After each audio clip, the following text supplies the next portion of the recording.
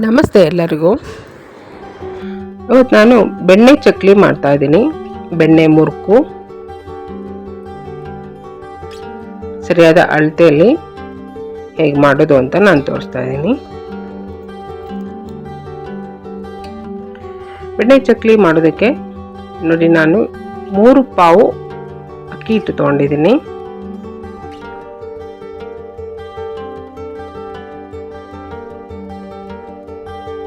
ಮೂರು ಪಾವು ಅಕ್ಕಿ ಹಿಟ್ಟಿಗೆ ನೋಡಿ, ಇದು ಪಾವು ಅಳತೆಯಲ್ಲಿ ನಾನು ತೊಗೊಂಡಿದ್ದೀನಿ. ನೀವು ಯಾವುದೇ ಒಂದು ಅಳತೆ ಆದರೂ ತೊಗೋಬೋದು. 3 ಅಕ್ಕಿ ಹಿಟ್ಟು, 2 ಮೈದಾ ಹಿಟ್ಟು. 3 ಪಾವು ಅಕ್ಕಿ ಹಿಟ್ಟು, 2 ಪಾವು ಮೈದಾ ಹಿಟ್ಟು ಹಾಕಿದ್ದೀನಿ. ಇದನ್ನು ಸರಿಯಾಗಿ ಮಿಕ್ಸ್ ಮಾಡ್ತೀನಿ.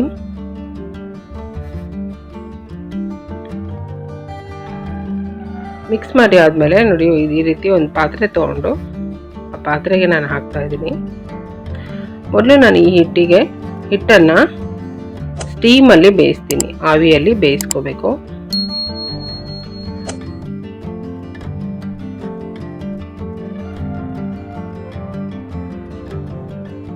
ಒಂದು 20 ನಿಮಿಷ ಬೇಯಿಸ್ಬೇಕಾಗತ್ತೆ.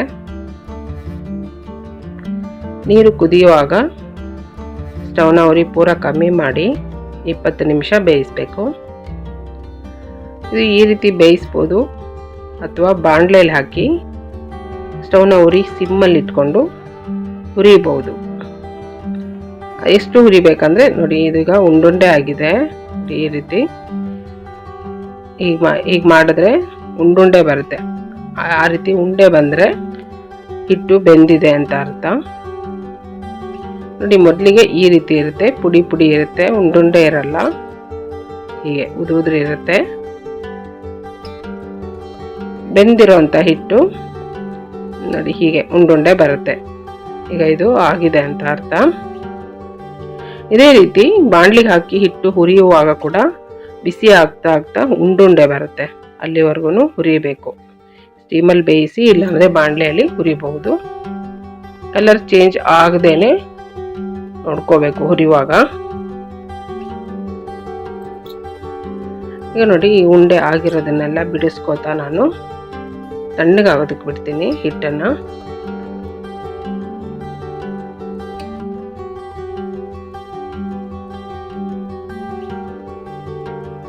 ಒಂದು ದೊಡ್ಡ ಪಾತ್ರೆಗೆ ಹಾಕಿ ಈ ರೀತಿ ಸರಿಯಾಗಿ ಆ ಉಂಡೆ ಆಗಿರುತ್ತಲ್ಲ ಅದನ್ನೆಲ್ಲ ಬಿಡಿಸ್ಬೇಕು.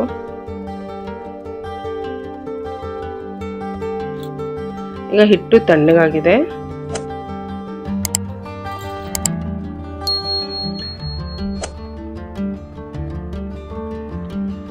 ತಣ್ಣಗಾಗಿರುವಂಥ ಹಿಟ್ಟಿಗೆ ನಾನು ಕರಗಿಸಿರುವಂಥ ಬೆಣ್ಣೆ ಹಾಕ್ತಾ ಇದ್ದೀನಿ. 6 ಟೇಬಲ್ ಸ್ಪೂನ್ ಬೆಣ್ಣೆ ಹಾಕಬೇಕು. 6 ಟೇಬಲ್ ಸ್ಪೂನ್ ಅಥವಾ 7 ಟೇಬಲ್ ಸ್ಪೂನ್ ಕೂಡ ಹಾಕ್ಬೋದು.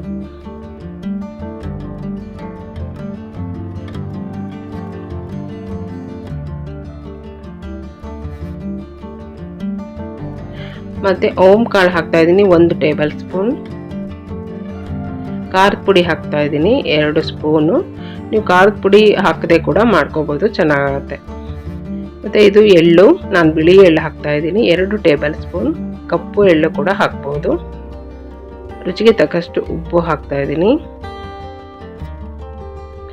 ಇದಷ್ಟನ್ನು ಸರಿಯಾಗಿ ಮಿಕ್ಸ್ ಮಾಡ್ಕೋಬೇಕು.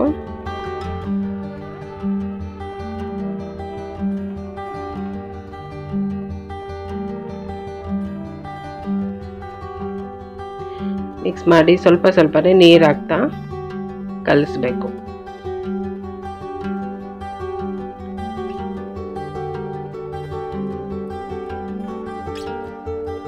ನೋಡಿ, ಕಲಿಸಿದ್ದೀನಿ. ಇನ್ನು ಈ ರೀತಿ ಚೆನ್ನಾಗಿ ಸಾಫ್ಟ್ ಆಗೋ ಥರ ನಾದ್ಕೋಬೇಕು.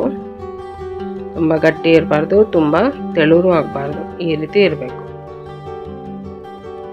ಕಲಸಿ ಇದು ಇಡೋದೇನು ಬೇಡ, ಕಲಸಿದ ಕೂಡಲೇ ಚಕ್ಲಿ ಮಾಡಬೇಕು.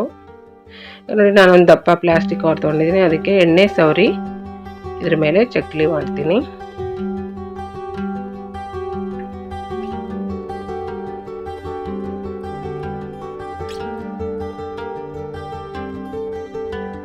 ಇದ್ರ ಎಣ್ಣೆ ಸವರಿ ಚಕ್ಲಿ ಹಾಕೋದ್ರಿಂದ ಚಕ್ಲಿ ಈಸಿಯಾಗಿ ತೆಗಿಬಹುದು. ಚಕ್ಲಿ ಒಳ್ಳು ಚಕ್ಲಿ ಒಳ್ಳಿಗೂ ಕೂಡ ಒಳಗೆ ಎಣ್ಣೆ ಸವರ್ತೀನಿ, ಹಿಟ್ಟು ಅಂಟದೇ ಇರಲಿ ಅಂತ.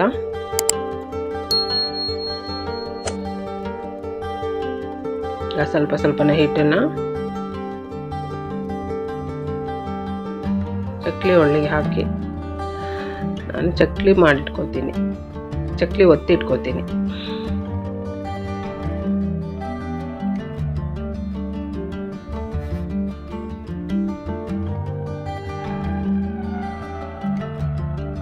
ಈ ರೀತಿ ಚಕ್ಲಿ ಮಾಡುವಾಗ ನಾನು ಸ್ಟವ್ ಮೇಲೆ ಎಣ್ಣೆ ಕಾಯೋದಕ್ಕೆ ಇಟ್ಟಿದ್ದೀನಿ.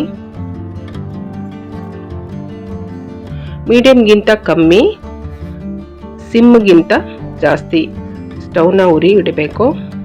ಸ್ಟವ್ನ ಉರಿ ಜಾಸ್ತಿ ಇಡಬೇಡಿ, ಒಳಗೆ ಬೇಯೋದಿಲ್ಲ, ಹೊರಗೆ ಮಾತ್ರ ಕೆಂಪಗಾಗತ್ತೆ.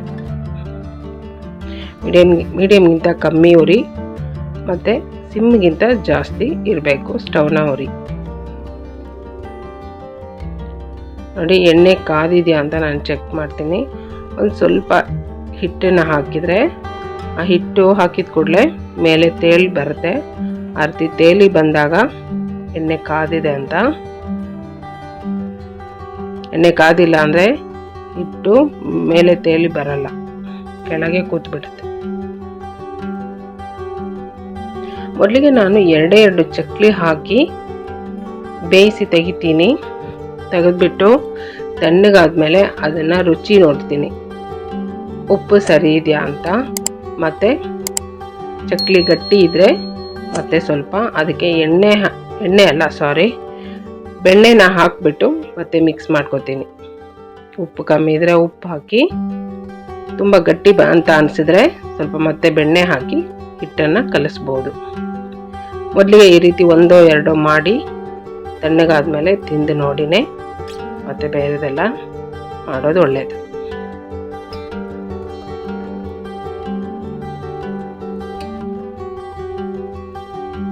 ನಾವು ಎಷ್ಟೇ ಅನುಭವದಿಂದ ಮಾಡುವಾಗಲೂ ಈ ಥರದ್ದೆಲ್ಲ ಆವಾಗ ಹೆಚ್ಚು ಕಮ್ಮಿ ಆಗೇ ಆಗುತ್ತೆ.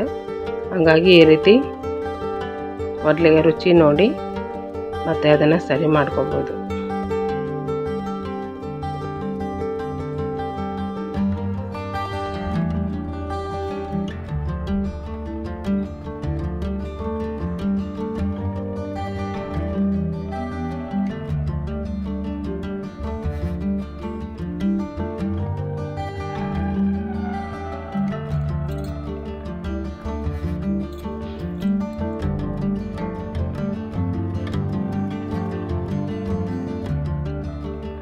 ಈಗ ನೋಡಿ ಚಕ್ಲಿ, ಬೆಣ್ಣೆ ಚಕ್ಲಿ ರೆಡಿ ಇದೆ. ನನ್ನ ವಿಡಿಯೋ ಇಷ್ಟ ಆದರೆ ಲೈಕ್ ಮಾಡಿ, ಶೇರ್ ಮಾಡಿ, ಸಬ್ಸ್ಕ್ರೈಬ್ ಮಾಡಿ. Thank you.